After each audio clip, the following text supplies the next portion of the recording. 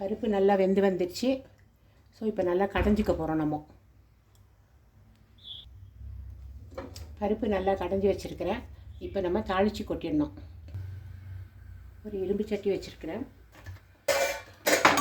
அதில் கொஞ்சமாக எண்ணெய் விட்டுட்டு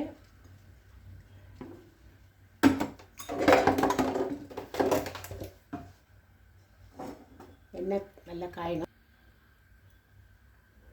எண்ணெய் காஞ்சிடுச்சு. இப்போ கொஞ்சம் கடுகு போடுறேன். கொஞ்சோண்டு ஜீரகம் போடுறேன். ஒரு 1/4 டீஸ்பூன் வெந்தயம் போடுறேன். ஸோ இது நல்லா பொரியட்டோன்னு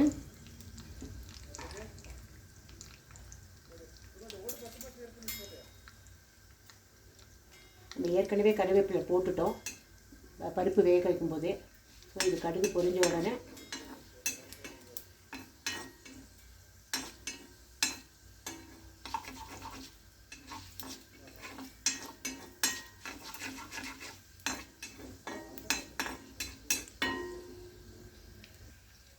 கடுகு வந்துடுச்சு. ஒரு சின்ன வெங்காயம் நறுக்கிறது வதக்கிக்கணும்.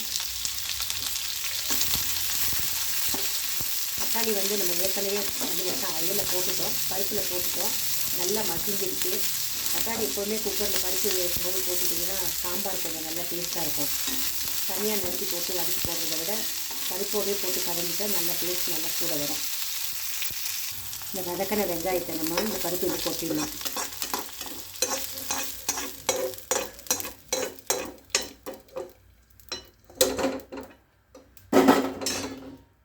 இந்த சாம்பாருக்கு இந்த சிகப்பு முள்ளங்கி நல்லா ஸ்லைஸ் பண்ணி தோல் எடுத்து கழுவி வச்சுருக்கேன். அதையும் ஆட் பண்ணிக்கிறேன். அப்புறம் ஒரு 1/4 டீஸ்பூன் மஞ்சள்தூள். இன்றைக்கி நான் சாம்பார் பொடி வந்து எம்டிஆர் சாம்பார் பொடி இது வந்து மார்க்கெட்டில் வாங்கியிருக்கேன். ரொம்ப நல்லாயிருக்கும்.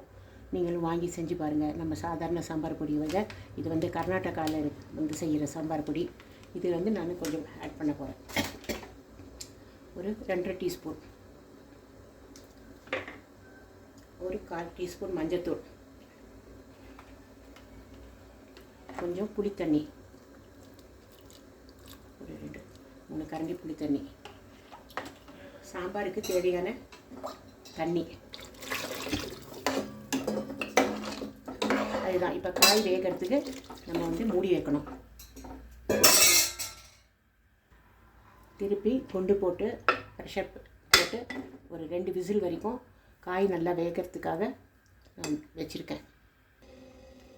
காய்கறி வெந்திருக்கோம். குக்கரை ஓப்பன் பண்ணலாம். நம்ம உப்பு போடல. இப்போ வந்து தேவையான உப்பை போட்டுக்கோங்க. போட்டிருக்கேன். அதே மாதிரி கொஞ்சம் கருவேப்பிலை திருப்பி கொஞ்சம் போடலாம். கொத்தமல்லி. ஸோ இப்போ கலந்துட்டு டேஸ்ட் பண்ணி பாருங்கள். இன்னும் கொஞ்சம் உப்பு தேவைப்பட்டால் உப்பு போட்டுக்கலாம். ஸோ அருமையான எம்டிஆர் சாம்பார் ரெடி ஆகிடுச்சு. இதோட டிஃப்ரெண்ட் டேஸ்ட்டாக இருக்கும். சாதாரணமாக பெங்களூரில் பார்த்திங்கன்னா இதில் வந்து வெல்லம் கூட போடுவாங்க. இந்த பொடியில் வெல்லம் போட்டிருக்காங்களா தெரில. நான் போட்டு பார்க்குறேன். இல்லை, வெல்லம் போடலை. தேவைப்பட்டால் நீங்கள் கொஞ்சோண்டு ஒரு சிட்டிக்கை வெல்லமும் போட்டுக்கலாம். So ready. நீங்களும் செஞ்சு பார்த்துட்டு உங்கள் கமெண்ட்டை சொல்லுங்கள். கண்டிப்பாக உங்கள் ஃப்ரெண்ட்ஸுங்களுக்கு ஷேர் பண்ணுங்கள். எங்களை என்கரேஜ் பண்ணணும் நீங்கள். அப்போ தான் நாங்கள் இதுக்கு மாதிரி நிறைய வீடியோஸ் உங்களுக்கு அப்டேட் பண்ண முடியும். தேங்க்யூ.